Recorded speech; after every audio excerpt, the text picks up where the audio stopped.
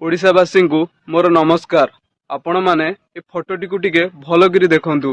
पारादीप रे गोटे स्कूल रे 20 छात्र छात्री माने बटिका खाई आयरन बटिका खाई असुस्थ हो जाइछंती।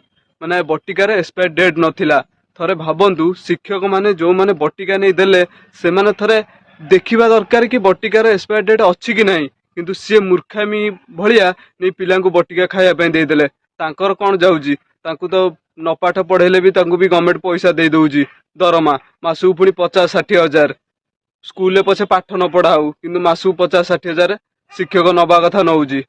थरे भाबिया थरे दरकार सी जने शिक्षक से बटिका दबा आगुरु 7 थर भाबिया दरकार कि बटिकार एक्सपायर डेट अच्छी कि नाही। कहीं बटिकार एक्सपायर डेट जदि नथिबो जी भी से बटिका खाइबो सी मरी जीवार भी संभावना अच्छी, किंतु शिक्षक मूर्खामीर परिचय देइछि।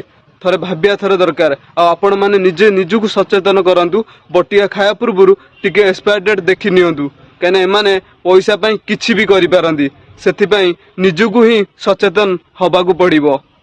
जय जगन्नाथ।